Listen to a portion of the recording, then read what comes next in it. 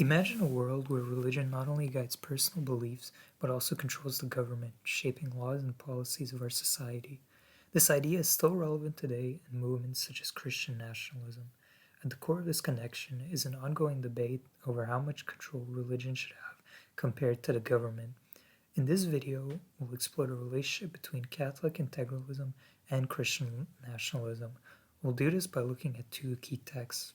The first text will be Unum Sanctum, which tells us about the Church's authority over secular rulers, and the second text will be Martin Luther's Open Letter, which challenges and criticizes this statement. By analyzing both of these texts, we'll show how Christian nationalism builds on ideas from Catholic integralism and how both are connected. So, first of all, we'll define how Catholic integralism and Christian nationalism, and we'll look at their origins. Then, we'll dive into Unum Sanctum as an example of how the Church once claimed power over governments and how the historical papal bull still influences contemporary politics. After that, we'll look at Luther's Open Letter as a response, which argues for limits on the Church's authority, all while connecting these historical debates to today's politics, showing how these old ideas still shape how religion and government interact. Christian nationalism is a worldview that links national identity with the Christian faith, asserting that a nation is divinely chosen to uphold Christian values. It often calls for the integration of Christian principles into governance and society, blending religious and political authority. While modern iterations of Christian nationalism are shaped by contemporary texts, its roots can be traced to earlier debates on the relationship between church and state, as seen in key critical texts. Two critical works that highlight this intersection are Unam Sanctam by Pope Boniface VIII and Martin Luther's Open Letter to the Christian Nobility. Unam Sanctam, written in 1302, is a landmark papal bull that asserts the absolute authority of the Pope over both spiritual and temporal realms. Written during a time of conflict between the papacy and secular rulers, it claims that salvation is contingent upon submission to the Pope, encapsulating the vision of a unified Christian polity governed by religious authority. This document is the cornerstone of the medieval conception of Christendom, where church and state are intertwined under papal supremacy. Conversely, Martin Luther's Open Letters to the Christian Nobility, written in 1520, challenges this hierarchical vision. Addressed to the secular rulers, Luther's letters calls for them to take an active role in reforming the church, critiquing the corruption and overreach of papal authority. It rejects the notion of absolute papal supremacy, advocating instead for a decentralized religious order and the priesthood of all believers. This document reflects the emergence of a Protestant critique that sought to separate national governance from strict papal oversight. These texts illuminate the enduring debate over the role of religion in the political identity, a conversation that underpins the modern manifestations of Christian nationalism. So, when we're critically analyzing the relationship between Christian nationalism and Catholic integralism, we want to refer to ideas found in the texts of Unum Sanctum, which bring up similarities between the two. So Unum Sanctum establishes a strong stance on the supremacy of the Pope at the time and its authority reigning over all spiritual and temporal powers. And the Pope had a bold statement, which was essentially that no salvation can be found outside of the church. And so this is how the Pope was able to assert himself as a representative of God himself. And so when we look at this, we can find connections with the teachings of Josias and Catholic integralism that prove that the role of believers from history can be seen now as it was back in 1301. So to begin this discussion, we can see in past texts like Unum Sanctum, they push for this unity of church and state. And this is also present with Catholic integralism, which essentially rejects the strict separation from church and state and believes that a secularist government, in order to be legitimate, it must recognize this church as being like the ultimate judge for ethical and moral norms within a society. And so without this church's overreaching influence, secularism could lead to the breaking down of a moral code in society. And so we can see how these feelings from Unum Sanctum relate closely with Catholic integralists about this idea of church and state being intertwined. In addition to this opposition of secularism, Catholic integralists reject this idea of modernity and liberalism, which is being pushed in a lot of contemporary politics. Now we want this separation of church and state, and they're very much against that.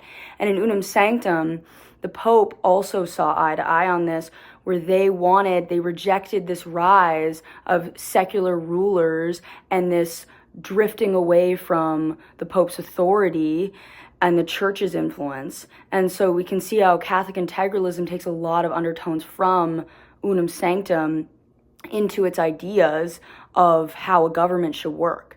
And so these anti-secularist feelings, these rejections of modernity, is also found in a lot of similarities in this rise of Christian nationalism.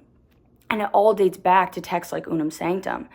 And so we can find a lot of connections and similarities between the two. Now, moving on to Christian nationalism in contemporary politics, both Christian nationalism and Catholic integralists share a lot of common roots. And so they both believe that if governments fall into non-religious politics, there's going to be a loss of morals. Now, similar to Catholic integralists, Christian nationalism also rejects modernity and wants to go back, values Christian and traditional values such as marriage and sexuality and family. So they want to protect these traditional values, and they want their politics and policies to reflect this worldview that they have. And so both Catholic integralism and Christian nationalism are pushing against modernity. They're advocating for tradition. And many of these undertones reflect the historical texts like Unum Sanctum. And so this shows that the role that Christians feel they must take within their governments is similar to what we've seen throughout history, as religion and politics continue to be intertwined together. As we have discussed throughout this video, Catholic integralism and Christian nationalism, although separated by centuries, share fundamental ideas about the interplay of faith and governance. Martin Luther's initial arguments against the overarching authority of the Roman Catholic Church were rooted in the corruption in the papal authority throughout Christendom. Martin Luther explains the corruption of the Pope and the papacy in the three walls of the Romanists, saying that spiritual is above the temporal power, and the interpretation of scriptures belongs to no one except the Pope. What he is leading to is a direct critique of Catholic integralism. He explains that the Pope imposes his supreme authority concerning the spiritual world, fusing himself into the temporal by asserting his political authority and declaring himself the Pope as the only line to the Word of God. This is a critique of the system that had been in place since the Unum Sanctum decree in 1302. Unum Sanctum epitomizes the Catholic integralism sentiment, stating, "We declare, we proclaim, we define that it is absolutely necessary for salvation that every human creature be subject to Roman Pontiff. This puts the papal authority above spiritual belief in salvation through Christ, instead suggesting that salvation depends on allegiance to the Roman Catholic Church." This is central to Catholic integralist belief. He argues this notion by explaining how the papacy is misusing its authority, not trying to provide spiritual teachings, but instead to have control concentrated in the papal nobility. Martin Luther's ideas and arguments directly challenge the ideas inherent in Catholic integralism and Christian nationalism. Both movements directly use Christ to proselytize their governments to project authority. Martin Luther notes that St. Peter said, "There shall be false teachers among you, and through covetousness shall they with feigned words make merchandise of you." Using Jesus as a way to exert power and control is central to Catholic integralism and Christian nationalism. The Catholic integralist movement and the rise of Christian nationalism in the world today advocate for integrating faith with political authority. The text touched on, like Unum Sanctum, highlight Catholic integralism's stress of papal supremacy over the temporal realm and the spiritual one as well. The concept has been reappropriated in recent times through Christian nationalism and the call for the reapproachment to Christian value-based governance. Examining Martin Luther's open letter to the Christian nobility provides a framework that challenges the overreach of religious authority by using biblical references and metaphors that critique the corruption of the papacy. Luther's advocacy for decentralizing power and his warnings against using faith for control resonate with the central dangers of both Catholic integralism and Christian nationalism.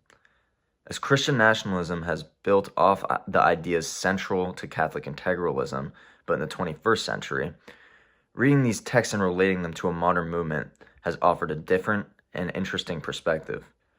By analyzing the influence of religion and politics and the intersection between the two, it emphasizes the importance of critically evaluating the balance of religion and government in shaping modern societies moving forward.